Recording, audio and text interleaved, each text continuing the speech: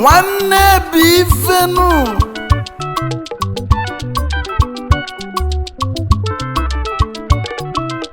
maka na mbosi nwanne ya na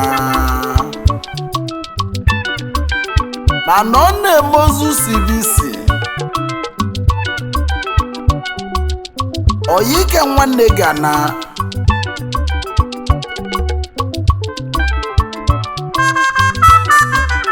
mana ife nwanne na nwanne ji atụkalụ bụzi ka afa nna afa wee dịgido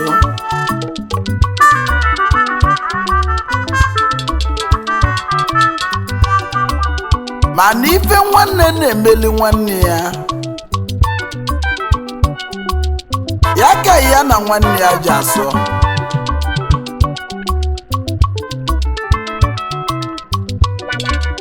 mana ọ na-eme onye nwekwajọ nwanne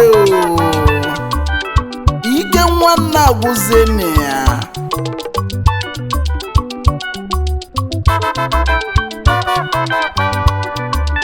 maka na nwanne onye na-agbaji egwu ọkụ iko a na-akọzi nwanne ya mana unu ga-elote na nwanne adịghị ego n'afịa maka na nwanne bụ apụ ama ebechapụ ebechapụ o nwere uche ga-aghọta ife nnekwu maka anyị wolini ya nwayọ nwayọ na anyị na-abịanụ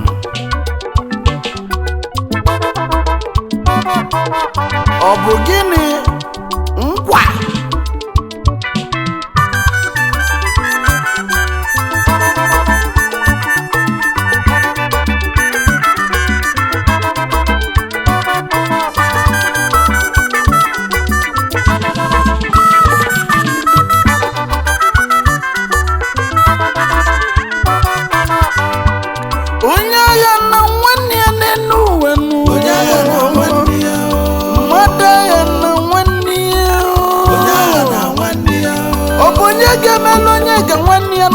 si nwanne nọ yiga na mma ife drogwa ga nwanne n'enu wanu onye agha na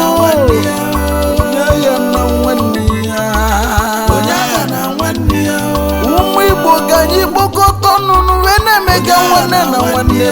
ife onye kwulibia kwezienu onye kwa nwanne ya nụzienu ya ka anyị ga-eji ga n'iru nụ mmadụ agha na nwanne ya maka na mbọsị nwanne ya na onye agha na nwanne ya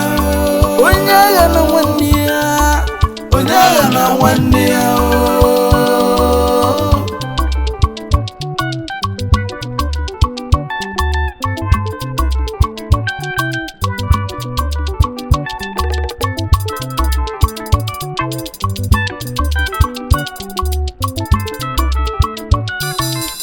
asị na yili n'igwe dị mma maka na ọgazi kwuzili ọsị na ife vejeri na-aga n'ụzọ bụ na ọ bụ na anya onye afụrọzi anyị bi ya afụzie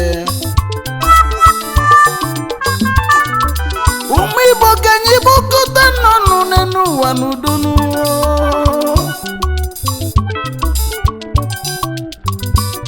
anyị ewolofu obi bilinu onye fụ nwanne ya nụ ya bido na-edoni anya nụ onye ma etu azụ asị dinu maka na mmadụ adafụ azụ anya n'elu ụwa nke anọ ụmụ Igbo ka anyị na-ene n'azụ ibe anyị anya maka na ndị oyibo kwụsịrị watch your brothers back na ya ka ụmụ Igbo ga-eji wee gaa n'iru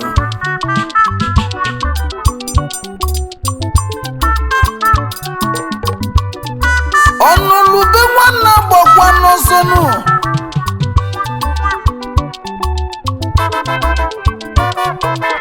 maka na onye ụjọ adabụ mbọ ife mele nwanne ya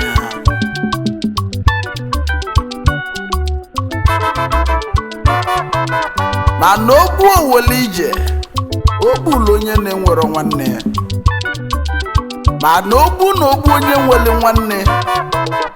ụkwụ apụọ ya ọsọ nụ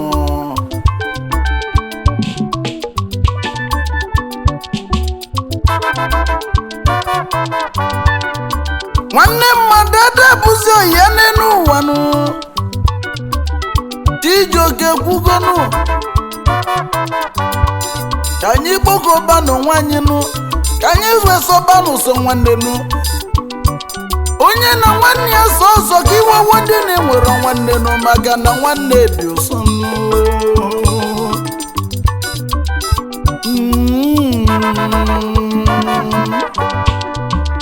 yes sir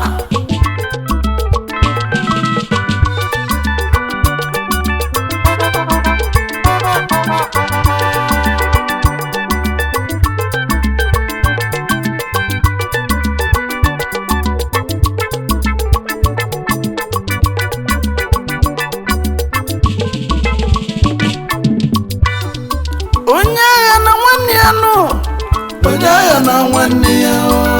nwanne bụ ife onye agha na nwanne ya onye ga-emelu onye ka nwanne ya n'elu ụwa ka nna jụnụ maka na mbosi nwanne ya na onye bụrụ nwanne ya bụ odogwu ụmụ Igbo ka anyị kpokọta n'ọnụnụ ife dọrọ ka nwanne ya osisi dị si nụ oyi ka nwanne ga-eme mbosi onye agha kwa na nwanne ya n'elu ụwa onye agha na nwanne ya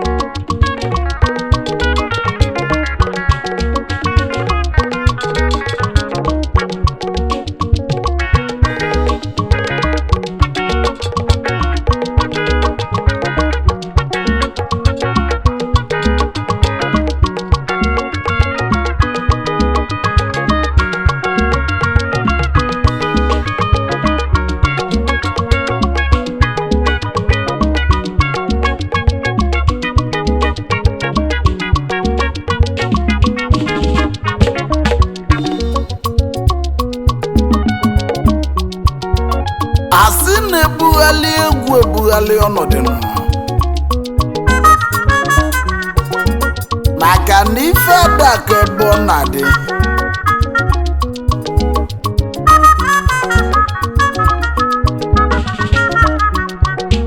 mana mamili na-eso ntawa ụkwụ o ji emezi n'ewu na-ata agbala nwe ya na-enye anya n'ọnụ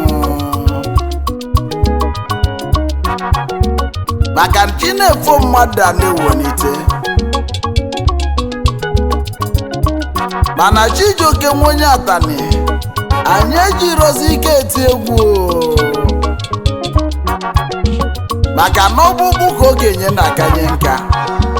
mana nwata na-akanye n'ụlọ o ji eme ochie dibịa chụọ aja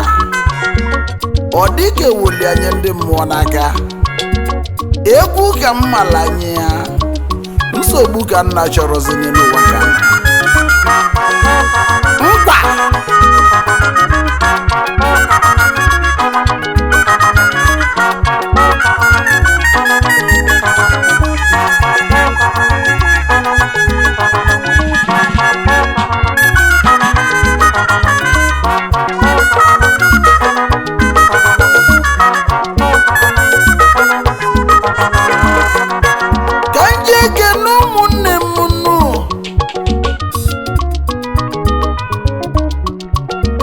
maka na ife anaghị agosi mmadụ agosi n'ụwa nka na ọ bụkwa nwanne o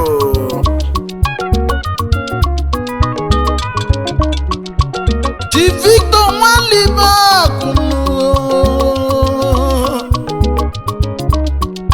Akugo na wide mmiri onye ọcha Ikenga 1 na wide mmiri Chairman Chief Executive Officer VCN Sports International Limited na Harvester Hotel and Suites International na Lagos n'Olu n'Owerri alụsị ego bilinu ezi nwa ezenyeli nwa onye ọma gaba n'iru nke lụ n'anya ifuli anya nụ ezi oyi Chijioke bi ya odogwu n'ịdị mmanụ keneli modozi agwụyinu Lolo Tina Nwalibe Ijele nwanyị ọmụma asarụ anyị Chief Chinedu ezi nwambezu ebilinu osika gwụ abata ọfịa 1 Okija Achalogide alụsị ubom Igbo na Nigeria Director JB Overheat Global Nigeria Limited JB Overheat Canada Director BCM Investment Limited na Canada BCM Nigeria Limited osika agwabatofia nwanye Okija Achalogide nnochie n'onume ekenenu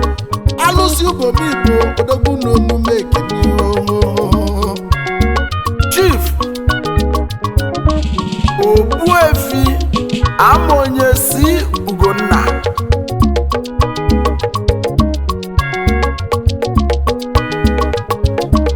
Nwamueliakụ 1 na Amụifeke n'Olu Local Government Imo State Ojigoldemogo na Abidjan ọkụ na-enye ife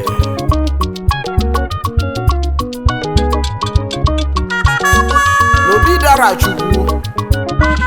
ụmụ obom Amụifeke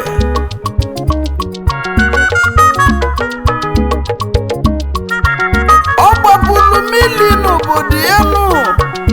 ọlụlụ ụzọ ndị obodo nwebe anwụrụ nụ ọ na-akwụkwa ndị okenye ụgwọ nwa na Amụifeke Amonye bilinu nwa Amụeliakwụnụ Ugonna onye ọma biko bilinu ịmali mma nwoke wee betakwu ego oyibo onye ọma folu Chijioke n'anya Chairman Chief Executive Officer CAU Amonye Investment na Abidjan na China keneli modozi agwụinu Lolo Delphine Chinemerem Ogonna ọ dị ka a chọrọ nwanyị ọma Adamofuo n'Oru Local Government Ugosi Mbabia nwanyị dị ka a chọrọ anyị kenele enesieli mezigbo nna ya mana ọnwụ buliona High Chief late Chuks Ugonna Nwameri Akwan na Mwifeke Ezinna na anyị kelele Ezienu High Chief Ambassador Amechi Onyakabu DKG Ajachugbu Odilo 1 Ogbunka ezi nwa nọ n'obi nke izizi Ụmụchukwu kwadoro mba na Midoro na Awụka Ogbunka Vice President Noble Brothers Club of Nigeria Engino Dozie Akwụyinu Lolo Onyinyechi Onyakabu Adunenu n'Ojioto Ebubechukwu tubere DKG Ajachugbu Odilo oyilidi ya nwanyị ọmanụ etu onye dị gị bịa na dinu DKG Ajachugbu Odilo n'isobili ezi nwanyị akagbunu Amechi n'ịdị mmanụ nyoma na anyị ikeneli Ezienu High Chief Honorable Ifeanyi Samuel Onyakabu Ayoko Global nwa wetara ife na Awụka na Ogbunka aka na-ewenata ego na-ewegakwa ego n'akụkụ ụwa niile nọ ya nwe mmanya Sweet Daddy Ginger and Liquor Kenezieli Dozie Akwụyinu Benedita Onyakabu nwanyị nkili Ugosi Mbabia Ayoko Global Odogwu Ifeanyi Rochukwu Samuel Onyakabu Odogwu esighị oyimu otego gị bazo na milio ezi oyi Chijioke nwenye ataninu ya na Kibibio N'Ezienu Chief Nnamdi Philip Okoro Nwakibia 1 Ogbunka Nwakibia na Mochi Lagos onye ọma n'isobili Odogwu bili n'ụwa inu CEO Shinadis International Concept Limited Dealers in all kind of Hyundai and Kia Motor spare parts Nwakibia n'Ogbunka anyị kenele m Lolo yinu Lolo Charity Chinenye Okoro Managing Director Shinadis Decoration Service Ụmụ Igbo gabanụ n'iru n'ụwanụ mmadụ ya na nwanne ya Ezienu Chief Uchechukwu Hirari Onyebuna Ogbuja n'Ogbunka nwanne ya gụrụ of Igbo land Okwulọrọ na Sion onye ọma n'isobili Nwabe Okemgbu ka ibi ya na Mgbafọ Nwaka Iteghele 1 n'Australia Founder U&I Foundation nwanne onye ọcha n'Ogbunka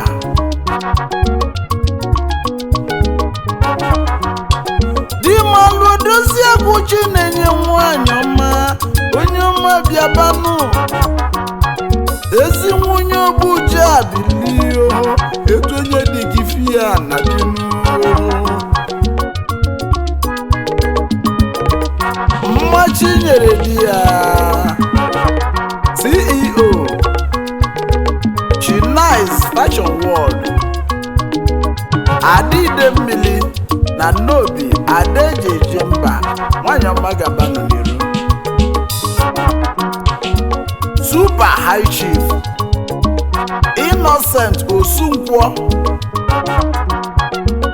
onye Rikanne One n'Ogbunka, CEO Inoma Global Enterprises Limited, Abuja One na Ladipo. Engi n'odozi abụghịnụ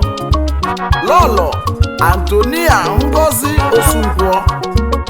Adụbọ. Ịdị ka achọrọ nwanyị ọma, ndị ọma gaba n'ihu. Chifuchukwu na-eke Philip Nwele onye ọma bilinu, ezi nwa Nwele bilio. Ogbuehi aja nsọ, egbe eji agbagbu ụbịam. 1 na Amidoro na Awụka, Ogbunka ka isi eje.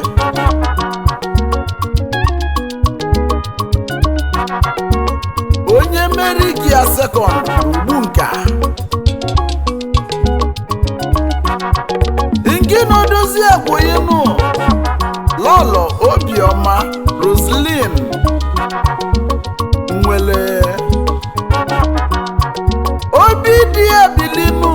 nwanyị ọma. Chifuchukwu Emeka Donatus Nwachukwu biko bilinu odogwu n'ịdị ụsọnụ. Agụ na-efe ka ugo 1 na Nsụka, the lion that flies like eagle. Ala bekee in Abuja, odogwu gaba n'iru. Onye ọma si hapụ n'Obolafọ, onye ọma bi na Metes na Island, CEO Greenpage Estates Bank and Temple Gate Company Limited. Kenesieli Modozi Abụghị Mrs. Roberta Machukwu. Ezumuyi tosokwa bilinu, ezi nne mụlụ ezi nwa mmanụ, ezi dị n'ụlọ nwanyị ọmanụ, ụmụugo na-eyi ugo n'ọcha n'ụwa donu. Prince Nnamdi nwaka ọgbụ ya. Prince Obinna isi boy onye ọma n'ịdị mmanụ, ndị ọma ga-abanụ n'irunu. Ezienụ Adaeze nwanne ya, Eze family. Ka njeke n'ezi nwanne yi nwanyị nụ.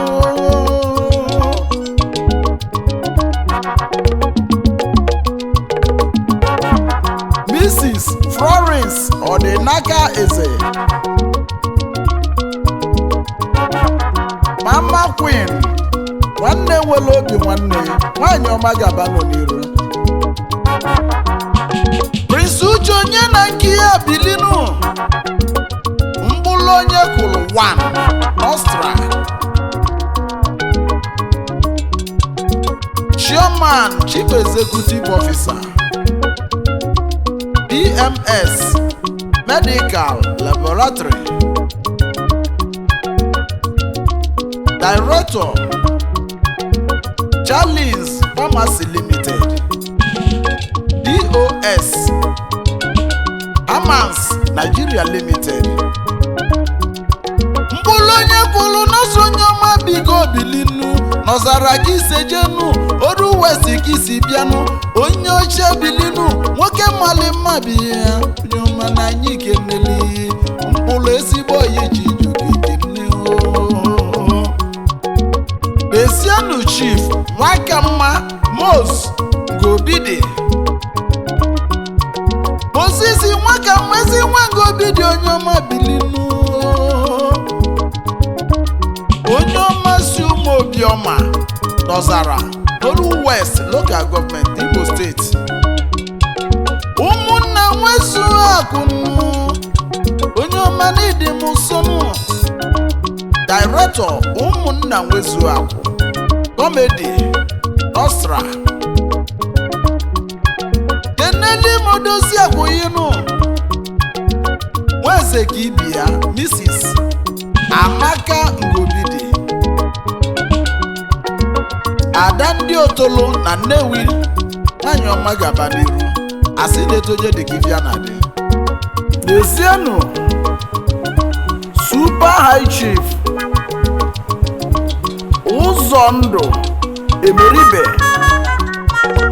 Future Hope adreesị ndị Ogbunka na Abuja na Dede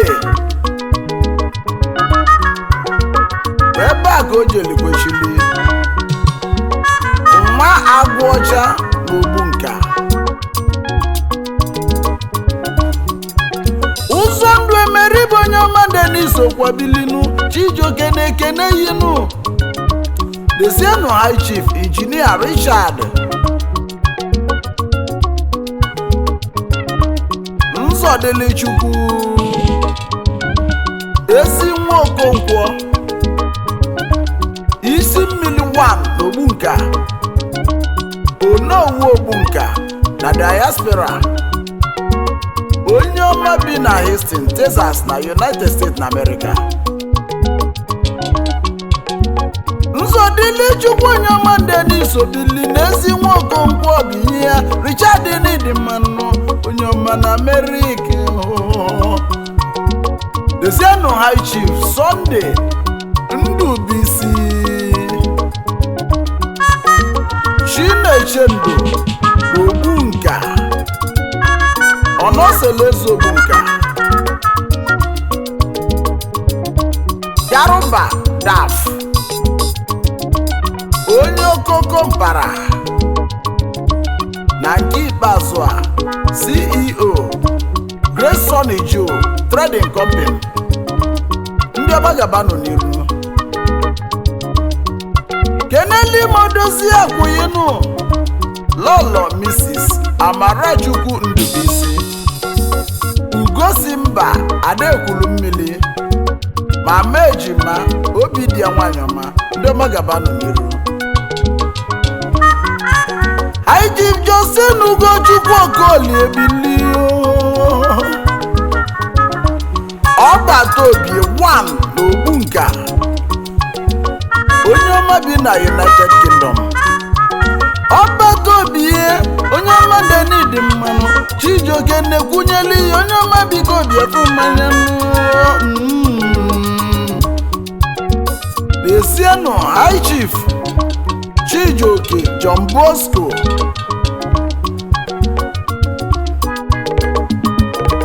Bosco himself ezigbo nwa dị ani Chijioke nwenye atani CEO Idujin Chairman Black Forest German Spirit Limited CEO Asagad German Security Company ezi nwa si Iwoloye n'Ezeagu n'Enugu steeti Isi ezigbo nwa dị ani Chijioke nwenye atani ọ ga-adịle ya mma Bosco onye ọma Bilinu onye ọma Nidimanu ọ ga-imeli Chijioke nu deno kalela kali wee kwube maka yinu onye ọma jide ka iji na onye asị jide ka o ji emekaligonu Bosco onye ọma Ndeze Nidimanu nwaka ibi ya ịkalisili ibe yinu maka niile m ife afụla anya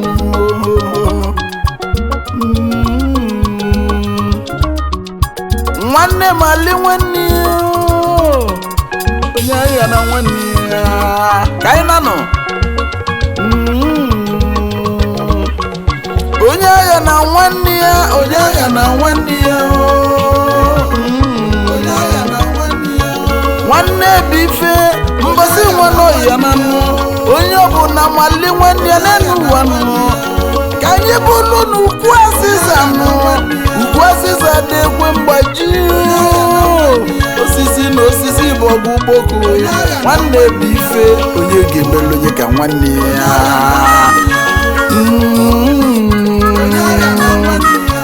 nwanne maka nenu onye agha na nwanne ya onye agha na nwanne ya onye agha na nwanne ya onye agha na nwanne ya onye agha na nwanne ya onye agha na nwanne ya